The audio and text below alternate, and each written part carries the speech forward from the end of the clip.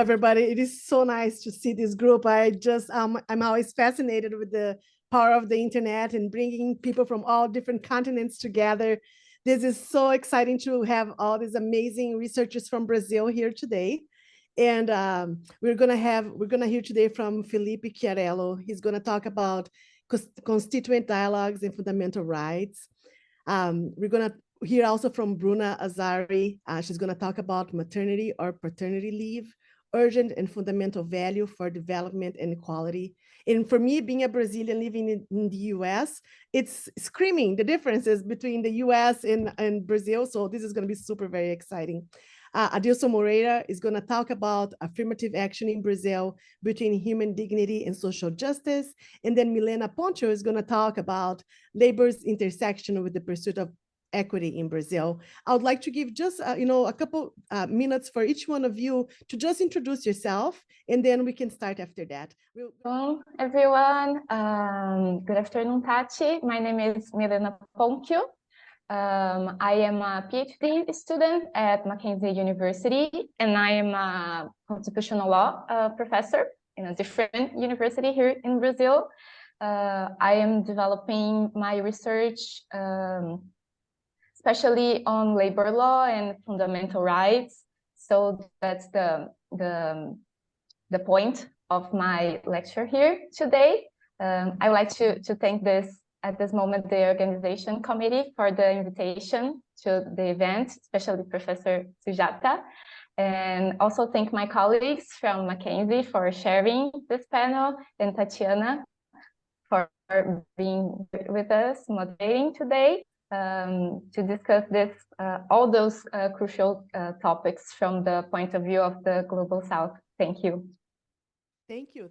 I'll try to be brief so we can have the questions at the end. I'll go straight to my point and start considering that, unfortunately, in my point of view, the historically excluded groups are still battling for concrete and effective solutions to the difficulties they face in Brazil, and especially regarding the complexity of the subject, I would like to bring information mainly on data and actions from Brazil to actually stimulate reflections related to the debates we are having here. As we explore the pursuit of equity in Brazil, the power that the structural change have to transform the distributional profile among different actors through altering their opportunities and incentives is extremely important when we take into account the restrictions imposed on a large part of our society and for too long as a result of discrimination that can sometimes even be intentional and is capable of causing these harmful results for this large part of our society. On the other hand, shouldn't it be the obligation of a nation that seeks equity in its society that these structural transformations aimed at overcoming the negative impacts in search of social justice? However, in recent decades, in Brazil, although we have this affirmative actions, it seems to not be achieving the social justice all our society in a whole deserves. And my tool here would be work. This because the vulnerability at work can lead to financial vulnerability and inequality and perpetuate those social issues, creating a cycle where future generations may experience the same negative conditions. As a concrete illustration for this understanding, I would like to mention some statistics from the National Household Sample, which is a very meaningful survey carried out by the Brazilian Institute of Geography and Statistics, which collects data on the evolution of the workforce with elements related to work and income in order to provide exactly those informations we need for socioeconomic studies.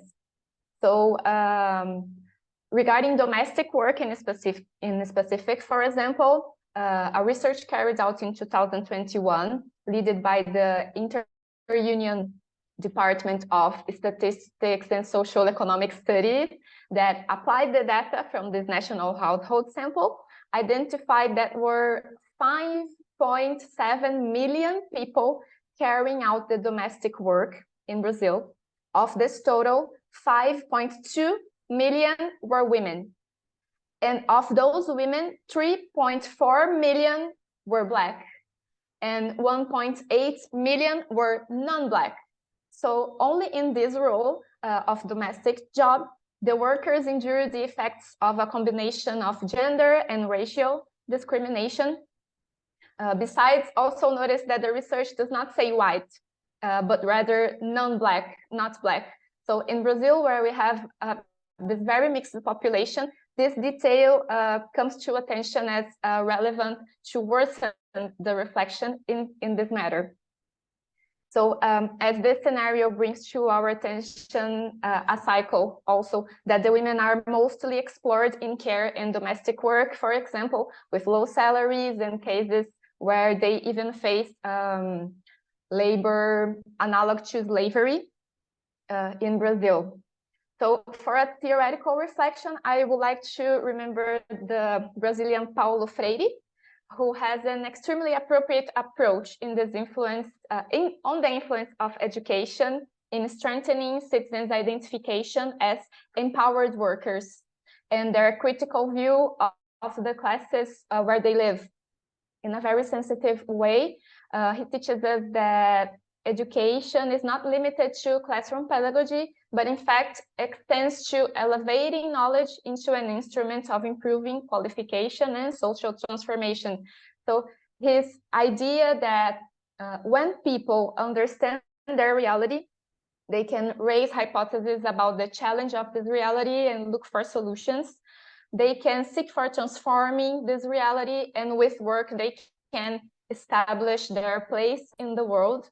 This idea covers the most diverse situations, social situations, regarding this complexity and being capable of changing social structures.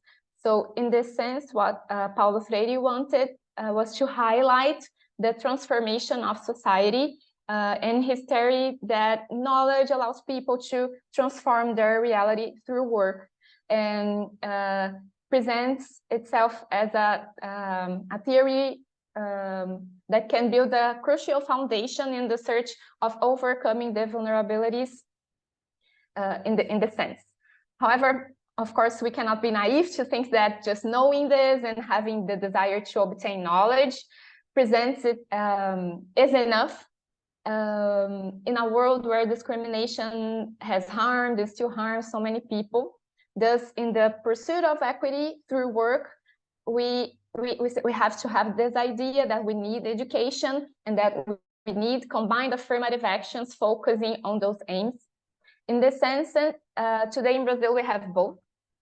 We have the reservation of public education places for historically excluded groups, and we have also quotas as affirmative action in public service for permanent positions within the scope of public administration. I will be focusing mostly on the labor-related one, which is the public service.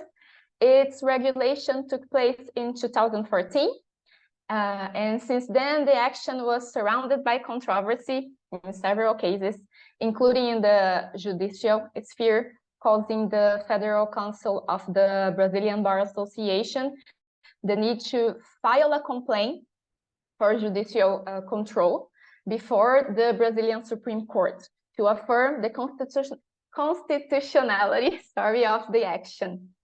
In 2017, the Federal Supreme Court ruled that this quota regulation complies with the Brazilian Federal Constitution, declaring that this affirmative action is in line with the principle of equality and is based on the need to overcome the structural and institutional racism that still exists in Brazilian society and guarantee the material equality among citizens, promoting the recognition of those Afro-descendant population who are the object of this action.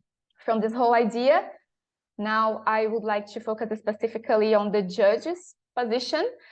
Here we have the Brazilian National Council of Justice, which carries out the census of the judiciary sphere. Let's consider the one carried out in the year 2013, immediately before the regulations. In the census, the National Council of Justice found that Brazilian justice was composed by 0.1% of indigenous people, 14.2% of brown people, 1.5% of yellow people, and 1.4% of Black, and 82.8% of white people. An image that definitely does not represent the diversity of a country like Brazil, where around 56% of the population is considered Black, according to the Brazilian Institute of Geography and Statistics. These are, of course, statistics obtained before the regulation of quotas for the public service.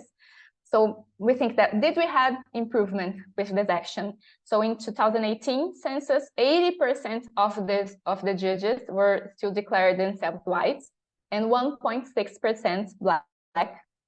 Today the National Council of Justice is having the 2023 census. So we can just hope this gets better. So we are waiting to the results to be published. Those censuses identified basically that our judiciary is composed by white, Christian, heterosexual, with an average of 45 years, men, married and with children. So most positions in Brazilian public service, including this of magistrate, are reachable by taking a public exam.